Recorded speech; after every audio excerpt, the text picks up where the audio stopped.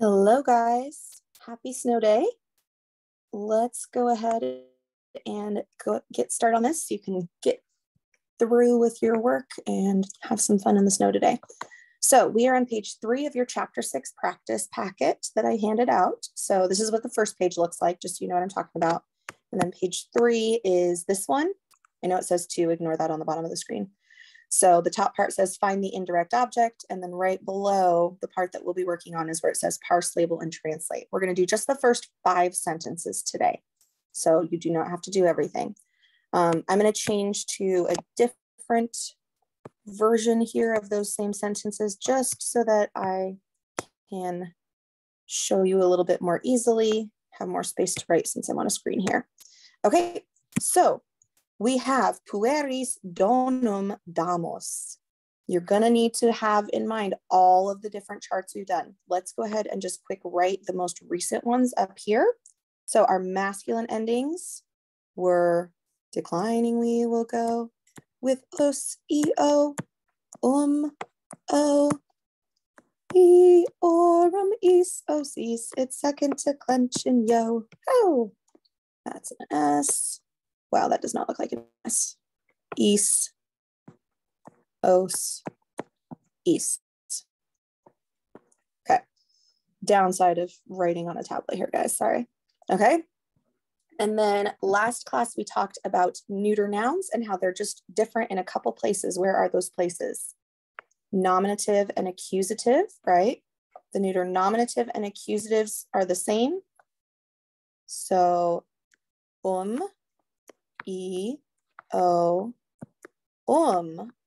o, and then neuter nominative and accusative plural always end in short a. So orum,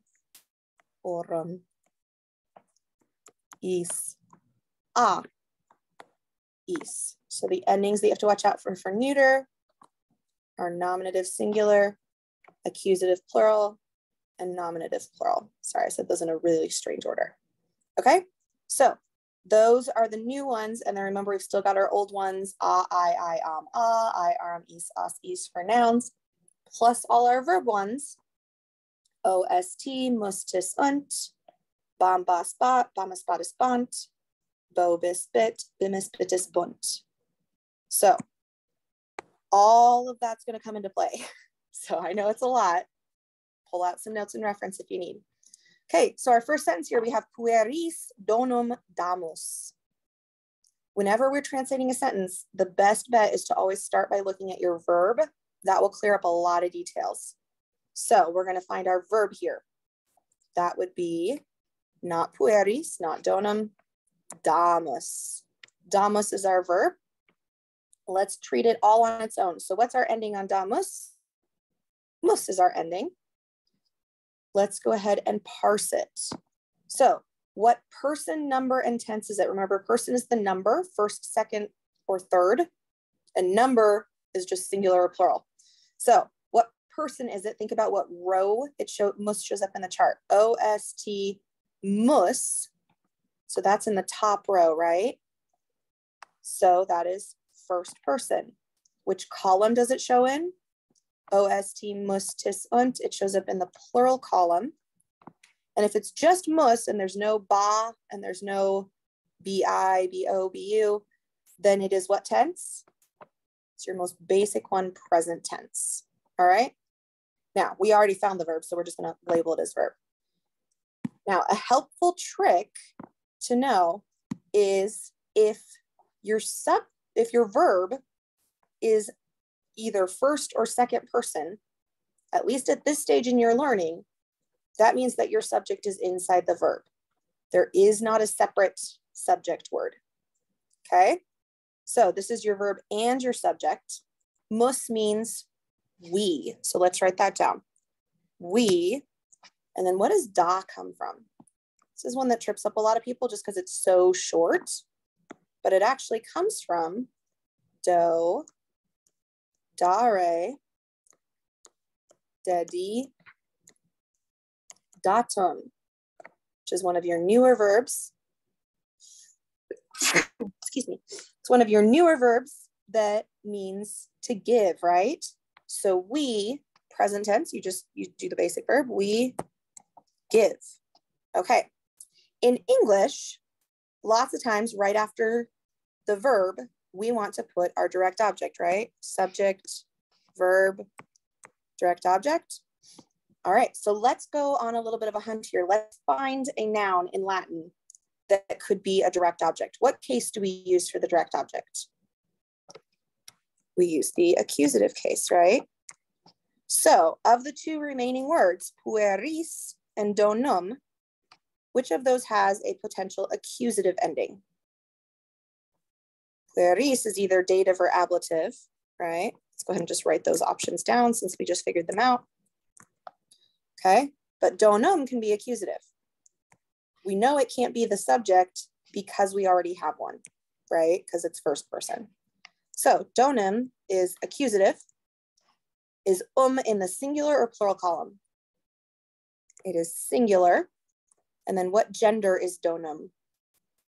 Donum is a neuter noun. You know that for two reasons. Number one, because in your vocabulary, when you memorize it, it says that it's neuter. But number two, for second declension nouns, if your nominative singular form ends in which remember, that's just the first dictionary entry form. So donum, doni is how the dictionary enters it. If the first one ends in that tells you that it's a neuter noun for second declension. Okay, so accusative singular, neuter, direct object. So we give what? Donum means a gift or the gift. We give a gift. Pueris could be dative or ablative. Let's try dative first. Dative is translated what? To or for. What does puer mean? Boy. Can we give a gift to or for a boy or boys? Yeah, so let's stick with dative. Dative, is it singular or plural though? It is plural. Dative plural. What gender is puer? Masculine, makes sense. It is used for the what part of speech? Indirect object. We give a gift to the boys. All right, I will tell you right now at this stage, if the options are either dative or ablative, it is most likely that we're looking at a dative just because that's what we're focusing on in learning. Cheat, because if you weren't taking class with me, you wouldn't know for sure which one it is. But for right now, if you're not sure, you can kind of trust that it is going to be dative case. All right, let's go on to the next one. This one's a little bit longer. Viri patriae oppida aedificabant. So just like the previous one, we're going to look for our verb first. Viri is a noun, patria is a noun, oppida is a noun, aedificabant, that is definitely a verb. We know that both we memorized our vocab and because of the ending that is on it. Bont, definitely a verb ending, not a noun ending. So we'll label that as our verb. Okay, so let's go ahead and parse this. So what person, what number, what tense is it? What row, what column, what chart? So bont is our ending. Und is in the third row, third person. It's also in the plural column. And ba, remember the A is imperfect. I don't know why I drew an equal sign, sorry. So it is third person imperfect. All right. Now, since this is third person, we might have a separate word that is a subject. We might not, but for right now, we're definitely going to want to check. So we are going to go ahead and find something in what case is used for the subject? The nominative case. So we're going to look for something nominative and something that's plural. It has to be plural and nominative. So let's start at the front. Viri, long I. Is that nominative plural? It sure could be. It could be something else too, but it definitely could be. Patriae, is that nominative plural? Uh-oh, that could be too. What about oppida? Oppida, because it is a neuter noun, it comes from oppidum, oppida, or oppidum, oppidi. Since it is a neuter noun, that could also be nominative plural. So we've got a bit of a conundrum here. What this means is there may be more than one correct translation. we're going to work to find the one that makes the most sense.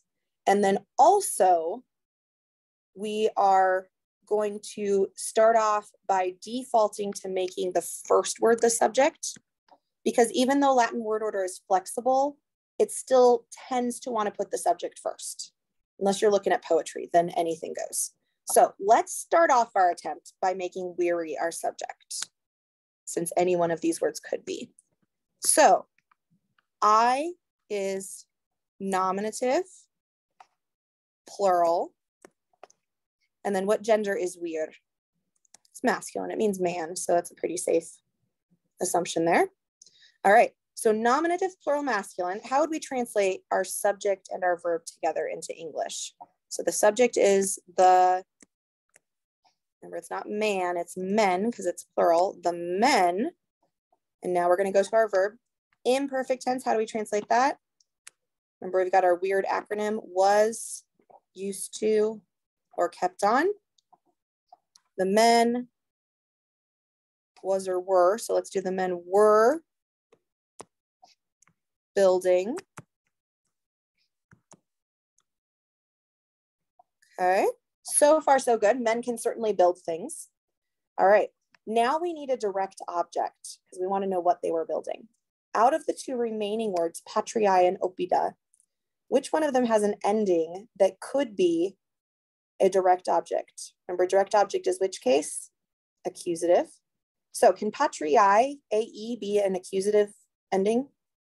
Never. Nope, that's not an option. Can opida be an accusative ending? Absolutely, because opidum is a neuter noun, and neuter nominative and accusative plurals always end in A. So we've already got our nominative.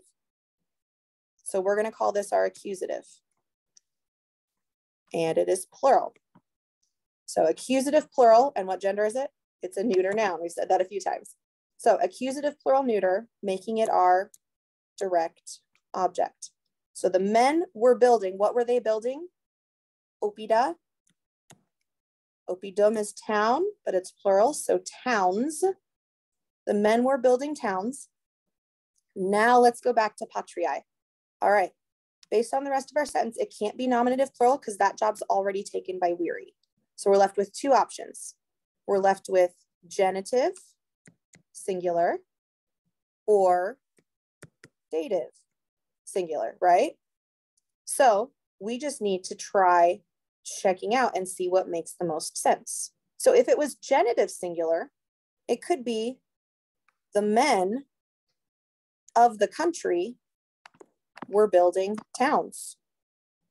There's no reason that wouldn't work, okay?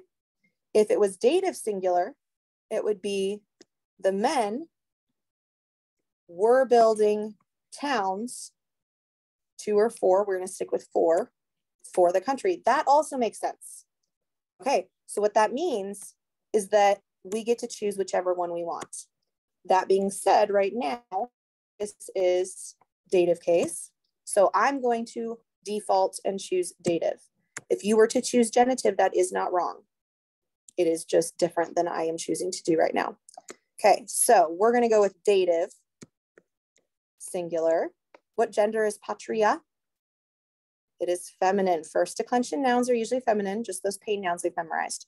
Dative is the case of the indirect object. So the men were building towns for the country.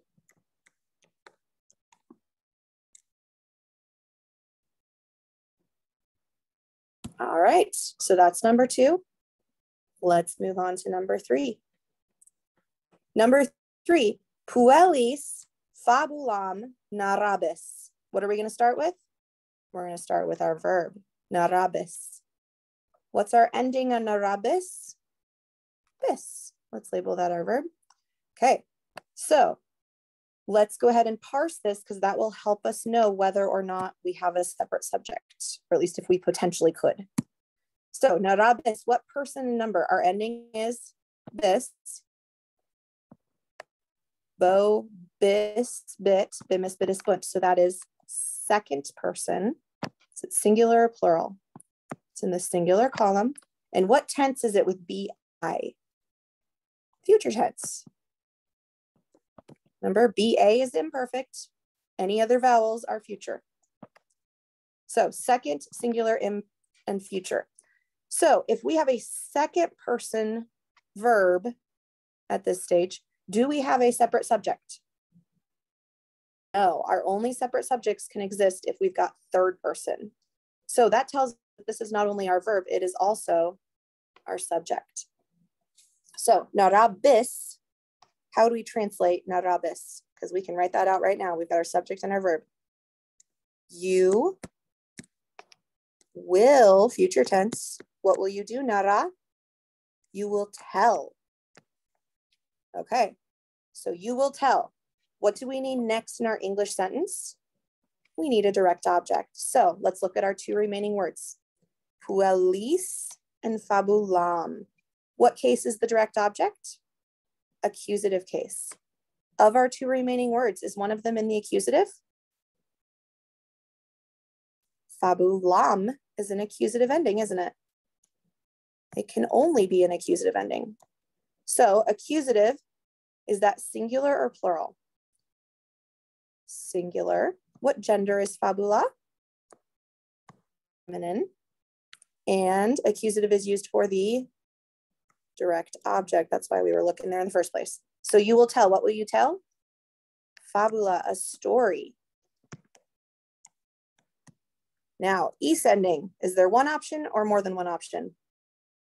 There's more than one option. Could be ablative plural, or it could be dative plural.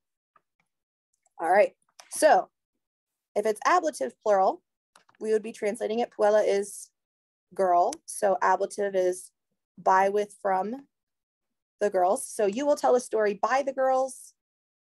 Probably not. You will tell a story with the girls? Maybe. You will tell a story from the girls? Highly unlikely.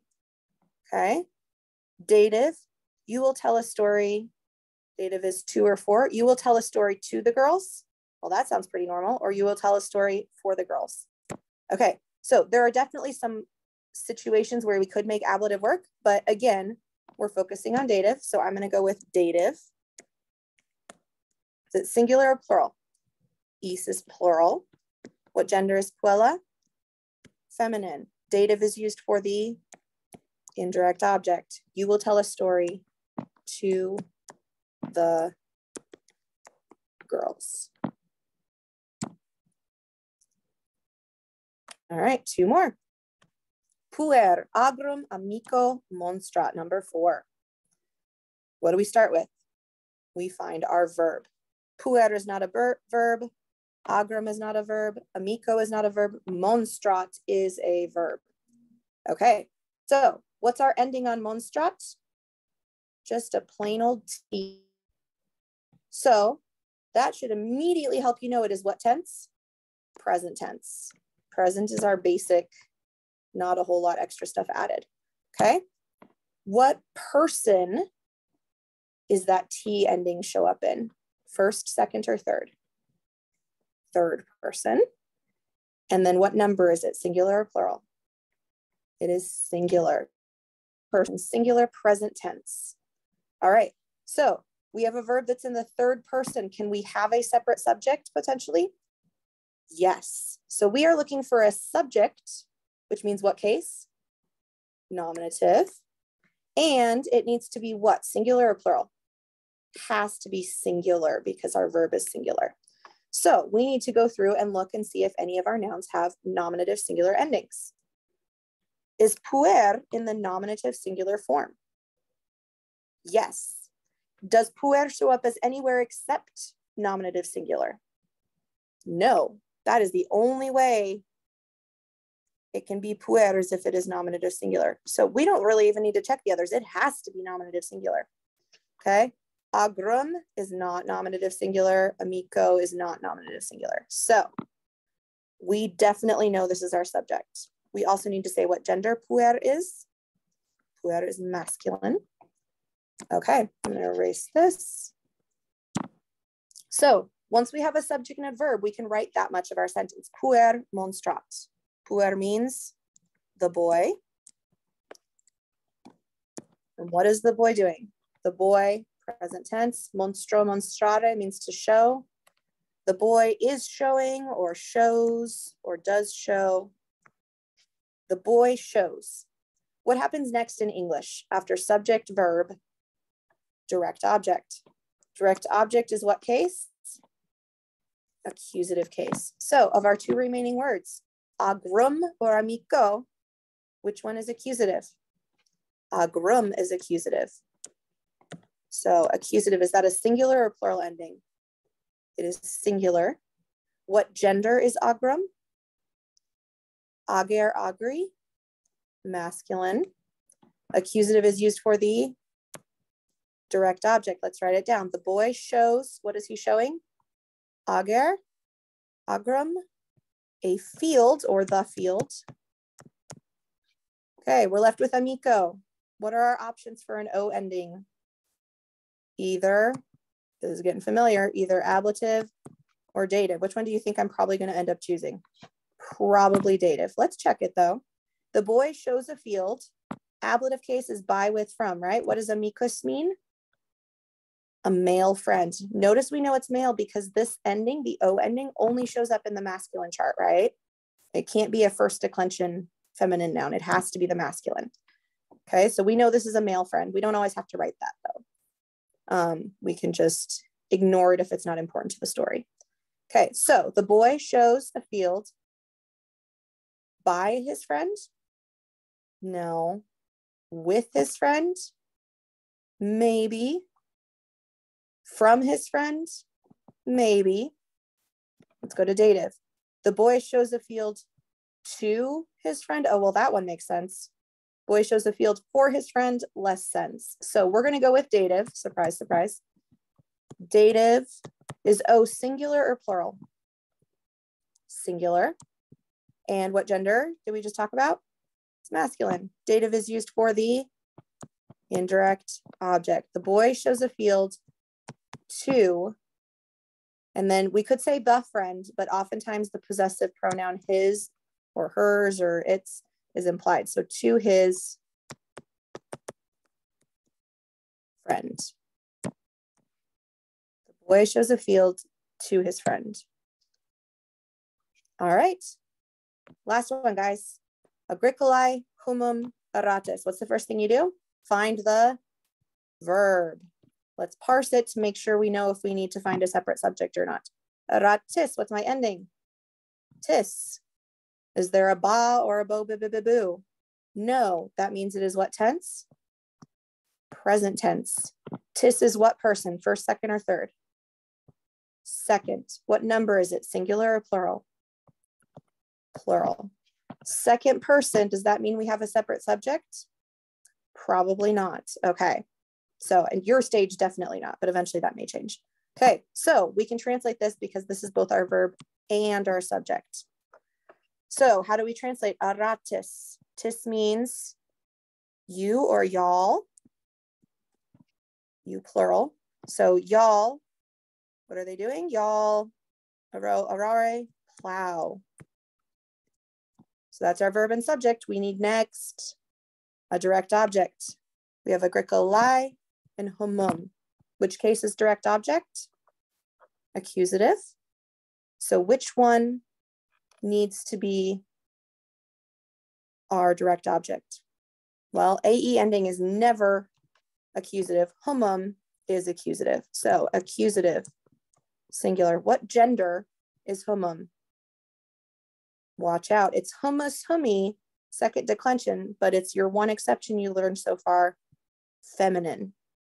Accusative is used for the direct object. What does hummus mean? Ground or earth. So y'all plow the ground. Okay, agricolae. We've already said it can't be the subject. So that AE ending, even though without context, it could be nominative plural. In this sentence, it can't. So it's either genitive, singular, or dative, singular. At this stage, you're probably going to try dative singular first because we've done that so much. But let's talk about genitive singular. How do we translate genitive? Of the, y'all plow the ground of the farmer. That would work, except This is one of those situations where actually typical word order can clue us in. So typical Latin word order, if something is genitive, it goes right after the word that it's modifying. You all plow the ground of the farmer. You all plow the farmer's ground. So it would have to be the ground of the farmer with agricoli after, more typically. So it is much more likely that we are looking at dative. So that's what we're going to go with. So it is dative, singular. What gender? It's first declension, but it's a paying noun, so it is masculine. Dative, singular, masculine. How do we translate dative? 2 or 4. Y'all plow the ground to the farmer. Does not make sense. For the farmer.